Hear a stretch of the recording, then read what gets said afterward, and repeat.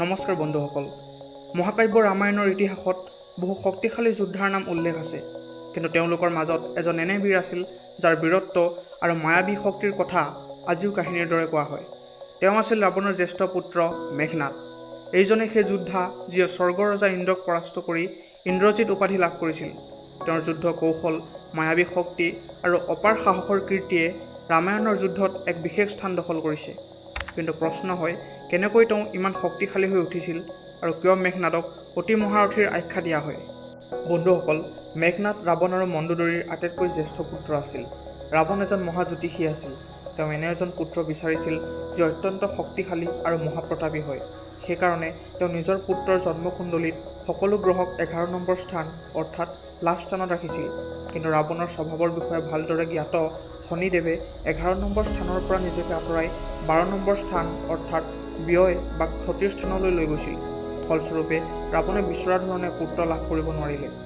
এই কথাত ক্ৰুদ্ধ হৈ ৰাৱণে শনিদেৱৰ পাজৰত প্ৰহাৰ কৰিছিল বুলি কোৱা হয়। ঋষি বাল্মীকি ৰচিত ৰামায়ণৰ অনুসাৰে যেতিয়া মেঘনাদৰ জন্ম হৈছিল, তেতিয়া তেওঁ সাধাৰণ শিশুৰ দৰে কন্দা নাছিল। তাৰ পৰিৱৰ্তে তেওঁ মুখৰ পৰা বজ্ৰপাতৰ দৰে গৰ্জনৰ ধ্বনি শুনা গৈছিল। সেইকাৰণেই ৰাৱণে নিজৰ এই পুত্ৰৰ নাম মেঘনাদ ৰাখিছিল। শৈশৱৰ পৰাই মেঘনাদ অতি শক্তিশালী আৰু সাহসী আছিল। মেঘনাদে শুক্ৰাচাৰ্য আৰু স্বয়ং মহাদেৱৰ পৰা শিক্ষা লাভ কৰিছিল। মহাদেৱৰ পৰা প্ৰশিক্ষণ লাভ কৰি তেওঁ প্ৰায় সকলো দিব্যাস্ত্ৰৰ জ্ঞান লাভ কৰিছিল। কৈশোৰ বয়সতেই তেওঁ নিজৰ কুলদেৱী প্ৰত্যাংগাৰ মন্দিৰত নিজৰ গুৰুৰ পৰা দীক্ষা লৈ বহুতো সিদ্ধি লাভ কৰিছিল।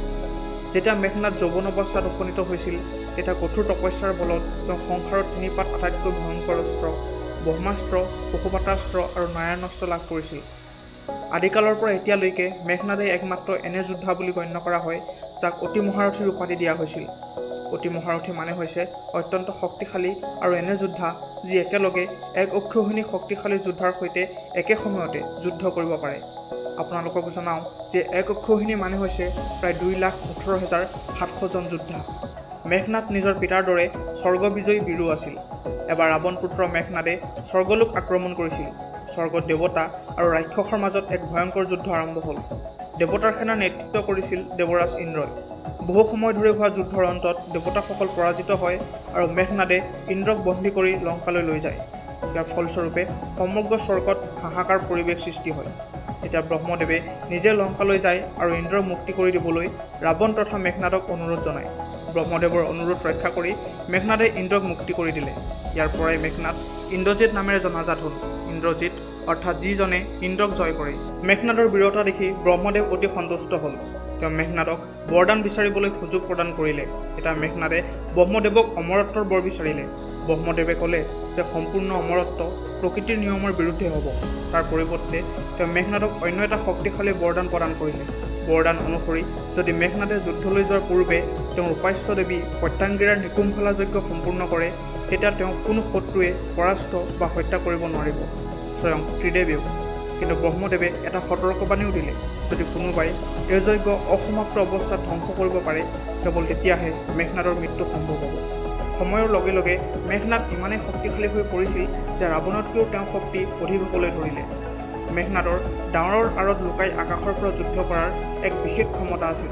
কোৱা হয় যে ভগৱান ৰামৰ সৈতে ৰাৱণৰ যুদ্ধৰ সময়ত ইন্দ্ৰজিতে একমাত্ৰ এনে বীৰ আছিল যিজনে একেৰাহে 2 দিন যুদ্ধত বিজয়ী হৈ ওলাই আহিছিল। ইয়াৰ পূৰ্বে ৰাৱণৰ সৈন্যই প্ৰতিদিনে ৰামচন্দ্ৰৰ সৈন্যৰ হাতত পৰাজিত হৈ উভতি আহিব লগা হৈছিল।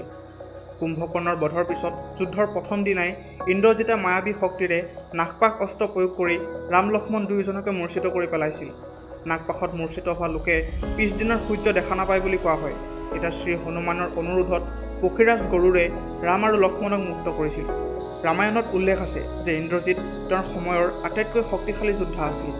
ইন্দ্ৰজিতৰ বীৰত্বৰ অনুমান এনেকৈ লগাব পাৰি যে যেতিয়া ইন্দ্ৰজিতৰ মৃত্যু হৈছিল, তেতিয়া স্বয়ং ভগৱান শ্ৰীৰামে ইন্দ্ৰজিতৰ প্ৰতি সন্মান জনাই যুদ্ধবিৰতি ঘোষণা কৰিছিল, যাতে তেওঁৰ শেষ কৃত্য সঠিকভাৱে সম্পন্ন কৰা হয়। বন্ধুসকল, আজিলৈ ইমানেই। যদি ভিডিঅ'টো চাই আপোনালোকৰ ভাল লাগিল, তেনেহ'লে ভিডিঅ'টো এটা লাইক আৰু চেনেলটো ছাবস্ক্ৰাইব কৰিবলৈ নাপাহৰিব। ধন্যবাদ।